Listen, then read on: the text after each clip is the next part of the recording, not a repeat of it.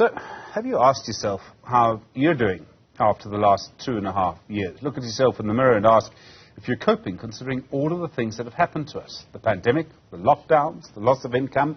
Look at the situation we're in now. We don't know what's going to happen next, considering how high the cost of living is and how hard it is just to get our families through the month. Well, the futurist and author John Sanei is suggesting we need to reform our thinking. He joins us now. John, good afternoon to you. Good afternoon. I know I'm not just speaking for myself when I say people are tired. There's exhaustion. Wherever I go, there's this sense of exhaustion. You just want to get through the day. You just want to get to Saturday morning, you know. How do we start to look ahead to the future? Well, we've got to first understand that we're at an end of a cycle. And everything that used to be relevant is becoming irrelevant in many ways. And so we have to understand that at the end of every cycle, we have this exhaustion. Think about winter in our seasons where things are dying and imploding and changing. And that's where we are at the moment. So my book is all about us taking the responsibility to shift how we see this change. This change is happening on such a mass level that if we don't change the way we look at it, it's going to crush us, like it is many of us. I mean, I think many people just want to recover. Are you suggesting that's actually the wrong way to look at it? Absolutely. We're not going back to where we were. We're not going back to the Industrial Revolution. We're moving into the quantum evolution. And in this new world, we have to reinvent ourselves. We have to think of ourselves like humanity moving from agriculture to industrial. And now we're going from industrial to quantum. And the skill sets that we require are vastly different.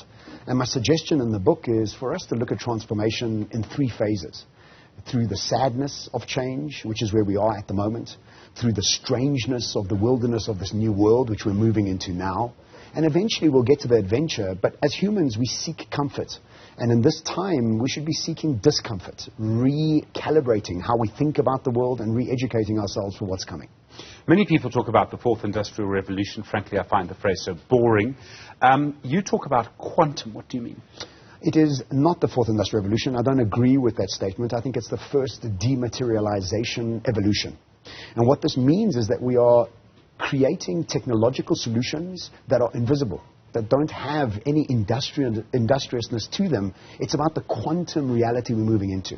Now, if you think about quantum science, quantum computing, and our understanding of quantum molecules, we as humans are starting to understand a whole new version of science and technology. And so when I say quantum is, as humans, are we ready to cope with what artificial intelligence, blockchain, and data is going to do with us? And if we ignore it and we stop giving it any energy or not give it any energy, we will become incredibly frustrated with the lack of ways that we can add value to the world. So, I mean, quantum can mean many things. It can also mean being, I mean, sort of technically, one of it is that you have got lots of different molecules moving in different places at the same time. It's about that. Well, it's really about the understanding of changing of how time is measured. And this might be quite weird, but if we think about it, time is not linear as we have understood it through Newtonian science. And quantum science is showing us that everything is happening at the same time. This is really, like, it's tough to get our heads around, but think about this. If you really love what you do, 3 hours feels like 4 minutes. What happened there with time? And when you're in traffic, half an hour feels like 3 hours. What happened with time? And so our whole understanding of reality and the way we actually impact reality is changing. And the very simple way to understand this is that Newtonian science told us that reality is objective. Quantum science is telling us reality is subjective. And this is a very big difference as human beings that we have to get our heads around. You're not going to suggest there's no such thing as facts anymore, are you? Because then we're going to box. Well, of course there are facts, but there are different facts for different people. So everybody has their own truth. So if somebody thinks a country's racist, they will find every reason to believe that. And if somebody thinks that there's lots of money to be made, they'll find many reasons to believe that. And so everybody's got their own bubble of truth and their own bubble of facts. And you know this. You'll argue with somebody that thinks totally differently to you. Their truth is their truth, and so is yours. You suggested that we need to mourn courageously. I'm not sure I know what you mean by that. We avoid sadness as human beings at all costs. Think about it. When have you ever got together with your friends and said, let's be sad today? Yeah, sure. It's impossible. And so if we don't mourn courageously, in other words, if we don't dive deep into feeling that sadness, it lingers. And when you haven't actually transmuted sadness, it becomes anger. And so we're living in South Africa that's very angry. Why? because we haven't actually mourned courageously the past. We're still angry with the past. And so if we don't mourn courageously with what's happened with us in COVID-19, with the loss of people, jobs, careers, and all these things that have happened, we don't get the benefit of post-traumatic growth. And post-traumatic growth is really what the book starts off with, is the importance of mourning courageously, going into that state of healing our trauma and our past so we can get to a place of acceptance and catalyzing ourselves to preparation for the future. I mean, just as a sort of example, I think many people, if we look at, I mean, I know so many people who passed away simply because of my job, right? So people I used to interview, who I will never speak to again. And now, there are probably 30 or 40 people whose funerals I would have gone to. Because it was during COVID, there was no funeral that I could go to. And I had it relatively easily. I know so many people who lost so many family members. Again, they, 2 or 3 family members die in a day. You have one funeral and it's quick, You're suggesting that if we don't deal with that trauma that we haven't been able to express, you would normally express it partially at a funeral, there'll be a period of mourning, that could translate into anger. Because I think there's a lot of anger right now. Well, there's a lot of anger around the world because of the lack of transformation of sorrow. And if you think about the 2 most angry societies in the world, it's Arab men and Russian men. And both of those cultures don't allow men to mourn. Or to cry. Or to cry, but mourn. Cry, mourn, or deal with any sorrow. So I start the book off with how important it is for us to deal with sorrow before we can get to a place of becoming optimistic about the strange new world. Now, if you stay sad, you become angry, and the future looks dark and dismal.